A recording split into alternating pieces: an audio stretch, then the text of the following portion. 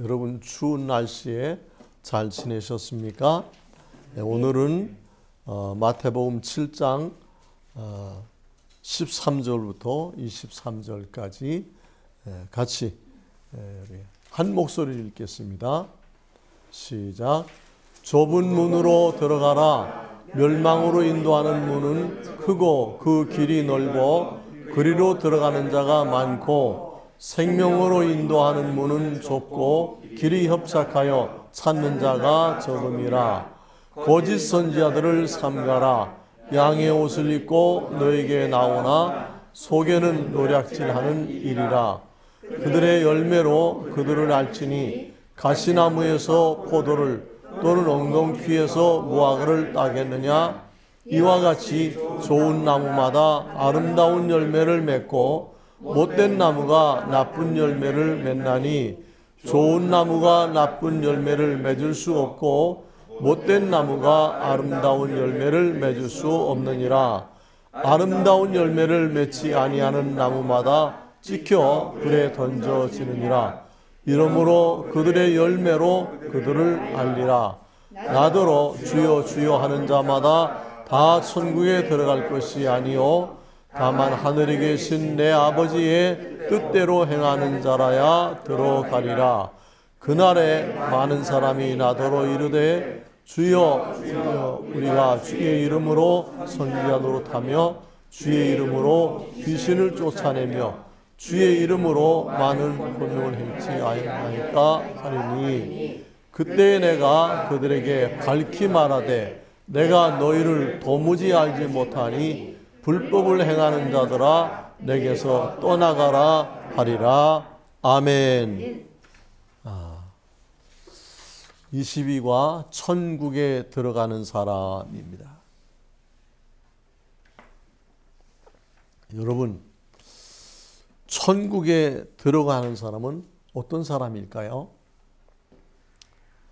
우리 시작하는 말 같이 읽어보십시다. 시작.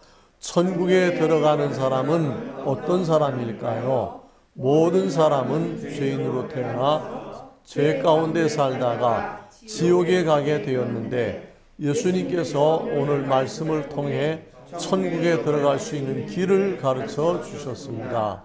예수님께서는 교회에 참 신자와 거짓 신자가 함께 있으나 하나님의 말씀에 순종하는 사람만 천국에 들어갈 수 있다고 말씀하셨습니다.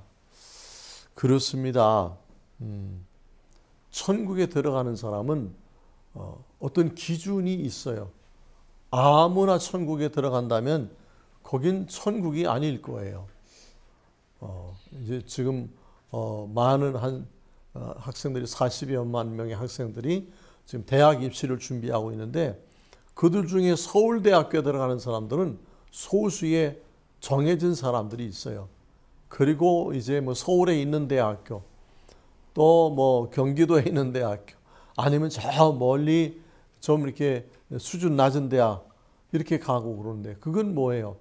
그들이 중고등학교 때 공부를 얼마나 열심히 했느냐, 잘 준비했느냐 안 했느냐, 거기서 자기들의 진로가 결정이 되는 것입니다. 여러분, 기왕에 예수님을 믿으면 기왕에 교회를 나오고 예배를 드리는 사람들은 다 천국에 가는 그런 목적을 가지고 그런 목표를 가지고 노력하는 여러분 되시기를 축복합니다. 아멘. 1번, 예수님께서 우리를 죄에서 구원하여 천국의 영원한 영생 생명으로 인도하기 위해 어떤 교훈을 말씀하셨습니까? 자, 7장 13절, 14절 읽어주세요. 시작.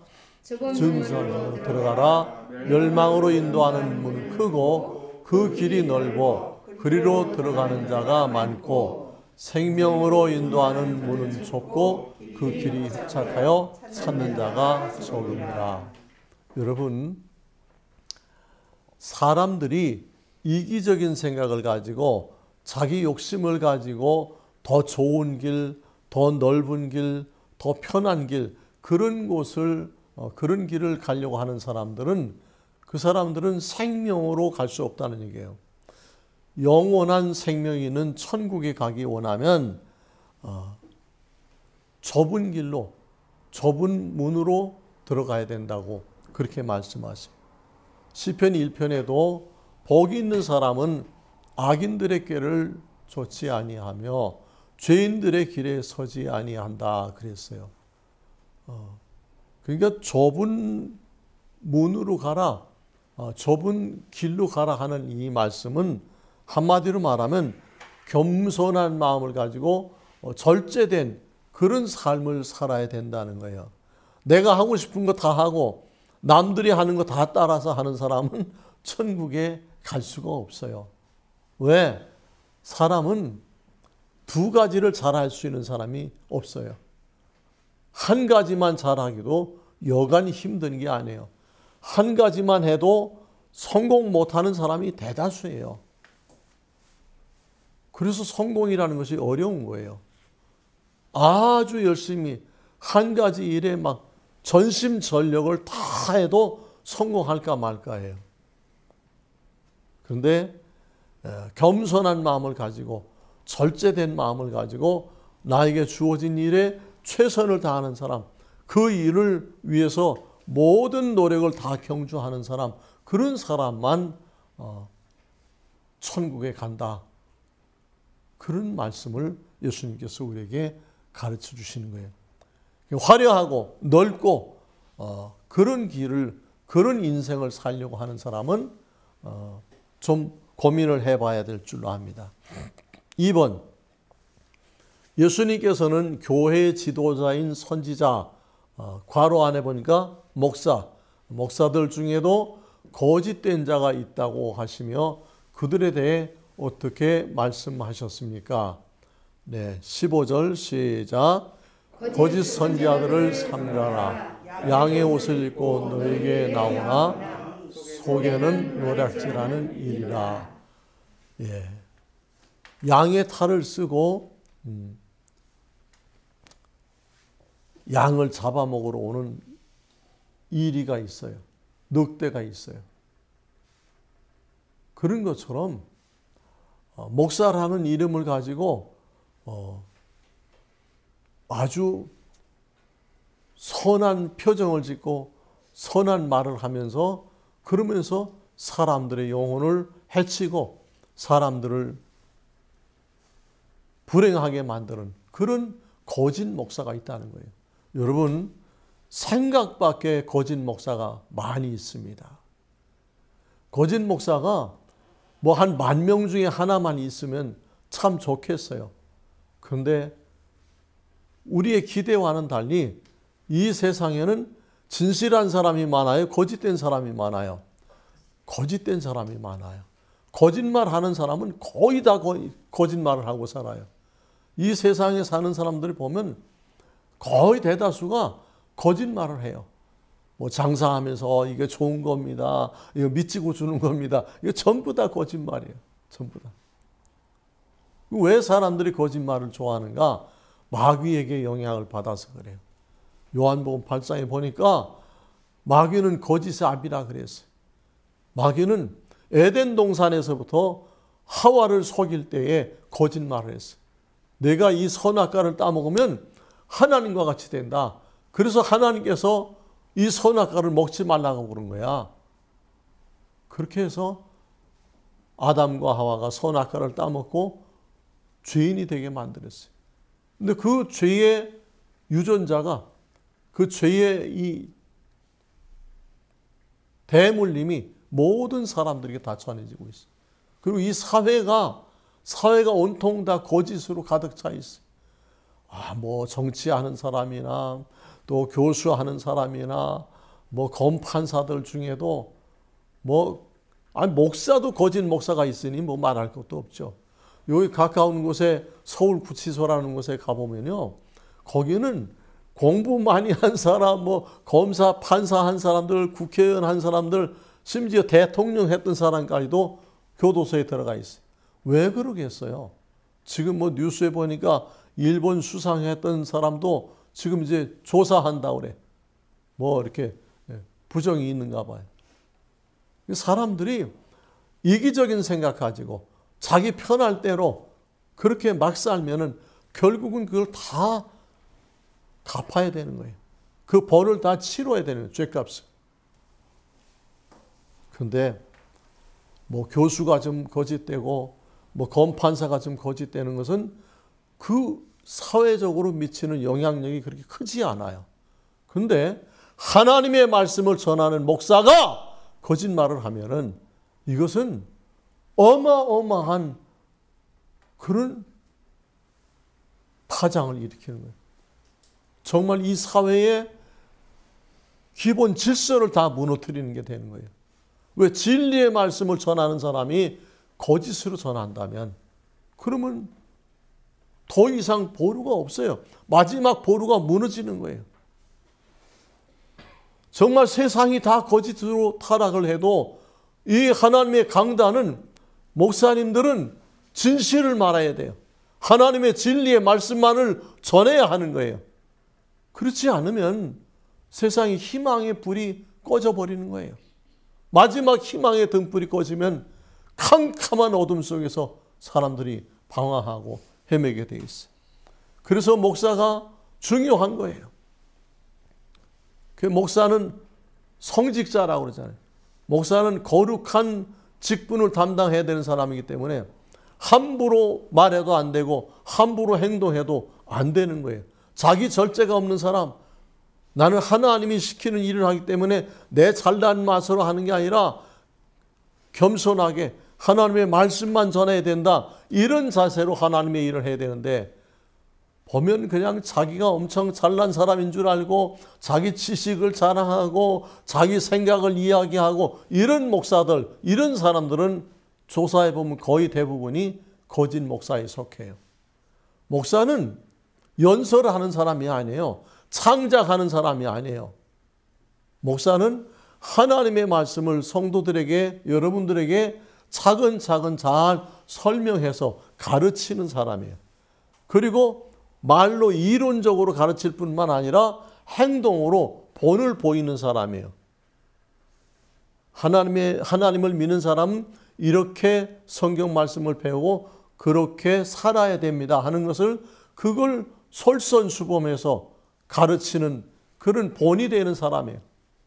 그래서 예수님께서 내가 너희에게 서로 사랑하라고 본을 보이기 위해서 너희들의 발을 씻겨줬다 그러셨어요. 그리고 사도 바울 선생님은 내가 그리스도를 본받은 것 같이 너희도 나를 본받는 자가 되라 하고 고린도전서 11장 1절에 분명히 말씀하셨어요. 우리는 먼저 믿은 사람이 나중 믿는 사람들에게 본을 보여야 돼. 근데 보면은 정말 본받을 게 없는 목사들이 너무 많아요. 아니 오히려 나쁜 본을 많이 보여주는 그런 사람들이 너무너무 많이 있어요. 다 그런 건 아니겠지만 귀하다는 건 뭐예요? 희수성이 많다는 거예요. 귀하다는 것은 많지 않다는 거예요. 귀한 목사님은 많지 않아요. 진짜 귀한 목사는 아주 적은 수에 속해요. 여러분들은 진짜 귀한 신앙인들이 되시기를 축복합니다. 3번, 예수님께서 좋은 나무는 아름다운 열매를 맺고 못된 나무는 나쁜 열매를 맺는다고 말씀하시면서 어떤 경고를 하셨습니까? 열매란 말이 그 괄호 안에 뭐라고 되어 있어요? 행실.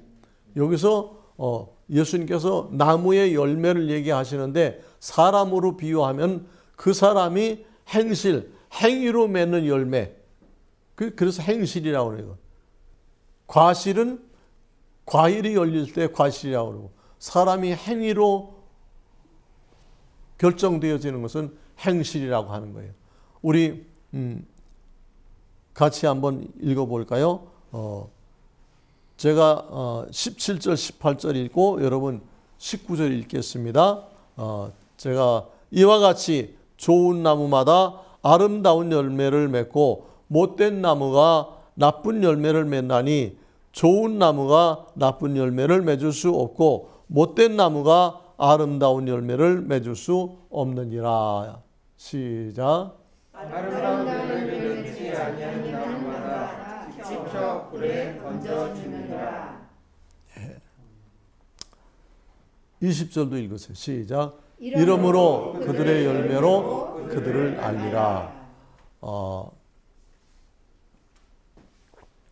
우리 고향이 저 충청도 아산인데 그 내 고향에 우리 부모님 산소가 이렇게 있어요. 우리 부모님 산소에 올라가다 보면은 아주 큰 과수원이 있는데 그 과수원에서 사과를 사오면은 정말 맛있어요. 나 그렇게 맛있는 사과 별로 못 봤어요. 뭐 사과 나무가 뭐 수없이 많아요. 근데 어느 해 이제 추석에 부모님 산소에 이렇게 성묘하려고 갔는데 보니까 막 그 기계 엔진 달린 톱 있잖아요. 그걸 가지고 막 인부들이 막 사과나무를 막 자르는 거예요. 막 빨간 사과가 이렇게 막 주렁주렁 열려 있는데 그걸 전부 다 잘라가지고 저 끝에 한쪽에다가 막 나무들을 쌓아놓고 기름을 뿌리면서 불을 질러요. 그래서 내가 너무 이상해서 그 바쁘게 일하는 분 한 분 불렀어요. 아저씨, 이 왜 이렇게 과일 나무를, 이 과일이 사과가 많이 열렸는데 이걸 다 잘라서 불 태웁니까? 예, 병이 들어서 그렇습니다. 지금 이 병든 나무들을 다 태우지 않으면 저 아직 병이 옮겨가지 않은 나무들도 전부 다 병이 옮겨지기 때문에 굉장히 무서운 병이라서 이걸 다 불태우는 겁니다. 그때 예수님 말씀이 생각났어요. 아름다운 열매를 맺지 아니하는 나무마다 찢겨 불에 던져지느니라. 그래요. 사과나무도 병들면 온전하지 않으면 사과가 다 달려 있어요. 먹어도 되는 사과예요. 그거는. 그 나무가 병든 건데 너무 아깝더라고. 근데 그걸 막 갖다 막 그 생나무니까 기름을 뿌려가면서 태우는데 그런데 그렇게 해야 나머지 나무들을 살릴 수 있다는 거예요. 여러분, 이것을 예수님께서 뭐라고 그랬어요? 너희들이 좋은 열매, 좋은 행실을 하는 삶을 살지 않으면 마지막 심판 때에 다 지옥불에 던져지게 된다. 지옥불에 들어가서 심판을 받게 된다. 이것을 우리에게 경고하시는 거예요. 여러분, 정말 하나님의 말씀대로 착한 행실을 해서 한 사람도 빠짐없이 다 천국에 가서 영생 복락을 누리는 그런 복된 사람들 되시기를 축복합니다. 4번 보겠습니다. 예수님께서 천국에 들어가기 원하는 사람은 어떠한 신앙생활을 해야 한다고 교훈하셨습니까? 21절 시작. 나더러 주여 주여 하는 자마다 다 천국에 들어갈 것이 아니요 다만 하늘에 계신 내 아버지의 뜻대로 행하는 자라야 들어가리라. 아멘. 여러분, 예수님이 나의 구세주라고 믿는 사람 아멘 하시기 바랍니다. 여러분, 예수님을 구세주라고 믿기 때문에 아멘이라고 불러요. 그런데 예수님을 믿고 예수님 보고 주여 주여 나의 주님이시여 나의 구세주시여 그렇게 말한다고 천국에 들어가는 게 아니라는 거예요. 나더러 주여 주여 하는 자마다 다 천국에 들어갈 것이 아니요 다만 오로지 한 가지 하늘에 계신 내 아버지의 뜻대로 행하는 자라에 들어가리라 그러셨어요. 행함이 없는 믿음은 그 자체가 죽은 것이라고 했어요. 그 밑에 별표 한번 읽어보실까요? 다 같이 시작. 야고보서 2장 17절 이와 같이 행함이 없는 믿음은 그 자체가 죽은 것이라. 믿는다고 하면 그 믿는 것을 행동으로 표현해야 되는 거예요. 자기가 실천하지 않으면 그러면 그것은 행실이 열려지지 않는 거예요. 그래서 성경에 보니까 행함이 없는 믿음은 그 자체가 죽은 것이라. 그러니까 뭐 나무 중에 가지가 하나 병든 게 아니라 그 나무 뿌리부터 온 전체가 다 죽은 거다. 그렇기 때문에 쓸모없는 거예요. 그러니까 갖다 그냥 기름 끼얹고 불을 붙여서 태워버리는 거예요. 여러분, 여러분들이 얼마나 소중한 사람인지 아세요? 여러분들을 위해서 하나님의 독생자이신 예수 그리스도가 십자가에서 대신 못 박혀서 피 흘려 죽어주셨어요. 그 예수님이 나를 구원하기 위해서, 우리들을 구원하기 위해서 대신 희생하신 거예요. 그 예수님의 사랑을, 그 예수님의 은혜를 믿는다면 여러분은 여러분을 소중하게 생각해야 돼. 그래서 세상 사람들이 하는 것처럼 그렇게 살면 안 돼요. 정말 여러분들은 하나님의 사랑을 받은 사람으로, 예수님의 은혜를 입은 사람으로 그런 사람답게 살아가야 하는 거예요. 그게 뭐예요? 좁은 길로 가고 좁은 문으로 들어가는 거예요. 그게 겸손하고 절제된 삶을 사는 거예요. 그리고 입으로만 주여 주여 하는 게 아니라 하늘에 계신 내 아버지, 하나님 아버지의 뜻대로 순종해서 실천해서 착한 행실을 하는 사람, 그런 사람들만 천국에 들어갈 수 있다는 것입니다. 예수를 믿는 것은 쉬운 일이에요. 그러나 그 믿음을 지키는 것이 어려운 거예요. 믿음을 지킨다는 것은 많은 노력을 해야 돼요. 정말 챔피언이 되기 위해서 노력했던 것보다 챔피언 자리를 지키기 위해서는 더 많은 노력을 해야 돼. 더 많은 노력을 해야 그 챔피언을 유지할 수 있는 거예요. 여러분들이 왜 사람들이 성공했다가 실패하게 되는가 하면 성공한 후에 자만해지고 나태해지고 훈련도 안 하고 공부도 안 하고 그러면은 그만 그 영광도 그 명예도 다 잃어버리고 비참하게 그렇게 전락하는 거예요. 우리 고봉소망교회 그 우리나라의 그 세계 챔피언 장정구 씨, 그리고 동양 챔피언 그 뭐 여러 사람 다녀갔어요. 또 홍수환 씨까지 그 권투 선수들이 많이 왔었어요. 권투계에 아주 거물이 우리 고봉소망교회를 섬겼었기 때문에. 근데 그 사람들이 계속 챔피언으로서 살아남는 사람은 계속해서 운동하는 사람이에요. 그 챔피언이었던 사람이 술, 담배 먹고 뭐 이렇게 잘못된 사람 많이 있어요. 근데 챔피언이었던 사람이 계속 권투 도장을 운영하고 후배들을 가르치니까 그 사람들은 나이가 많이 먹어도 계속 스승인 거예요. 챔피언인 거예요. 여러분, 여러분들의 삶을 겸손한 마음 가지고 절제된 삶을 살아야 돼. 그리고 하나님의 말씀을 따라서 이 말씀의 가르침대로 그대로 살아야만, 그래야 실수하지 않고 실패하지 않는 성공적인 인생을 살다가 천국에 들어가게 되는 줄로 믿습니다. 5번, 예수님께서 심판날에 거짓 선지자들이 우리가 주님의 일을 하였다고 말할 때에 어떻게 대답할 것이라 예언하셨습니까? 자, 22절과 23절을 읽습니다. 그날에 많은 사람이 나더러 이르되 주여 주여 우리가 주의 이름으로 선지자 노릇하며 주의 이름으로 귀신을 쫓아내며 주의 이름으로 많은 권능을 행하지 아니하였나이까 하리니 그때 내가 그들에게 밝히 말하되 내가 너희를 도무지 알지 못하느니 불법을 행하는 자들아 내게서 떠나가라 하리라. 조금 전에 얘기했던 대로 거짓 목사들이 마지막 심판 때에 예수님 앞에 가서 막 이야기한다는, 자랑스럽게 주여 주여 우리가 주의 이름으로 귀신을 내쫓고 주의 이름으로 이런 일 저런 일을 했습니다 라고 말할 때 23절 같이 한번 읽을까요? 다시 시작. 그때 내가 그들에게 밝히 말하되 내가 너희를 도무지 알지 못하니 불법을 행하는 자들아 내게서 떠나가라 하리라. 아멘. 여러분, 바르게 하지 않은 건 다 불법적인 거예요. 합법적으로 하지 않은 건 다 불법적인 거예요.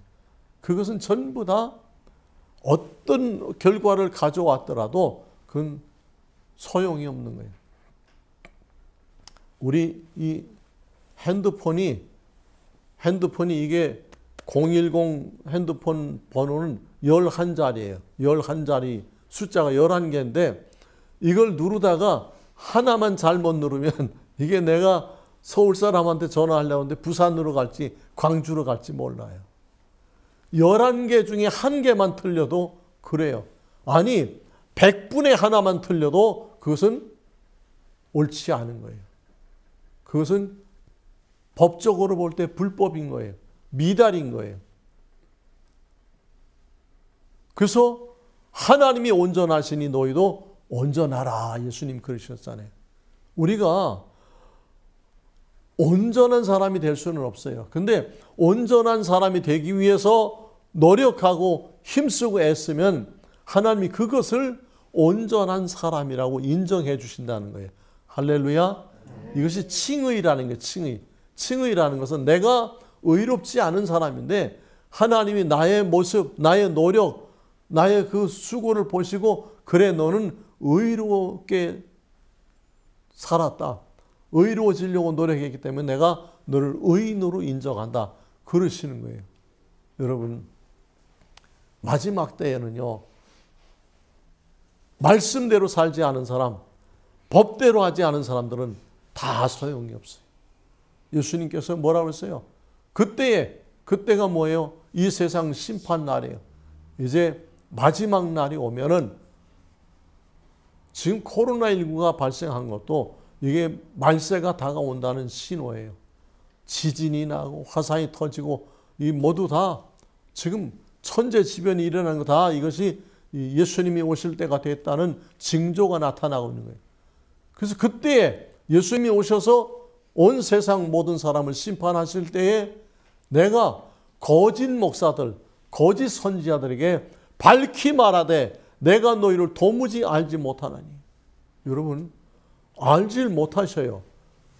예수님의 방법대로 하지 않으면 예수님의 말씀대로 살지 않은 목사들은 전혀 예수님이 알아보질 못해요. 그렇기 때문에 우리가 세상 사람들이 사는 방법으로 살지 말고 하나님의 말씀대로 예수님의 모습을 닮아가면서 살아야 된다는 거예요. 평생을 목사하고 뭐 이런 일 저런 일을 많이 하고 뭐 예배당을 크게 짓고 뭐 많은 사람들을 모아서 목회를 했는데 예수님이 모른다고 하면 그걸로 끝나는 거예요.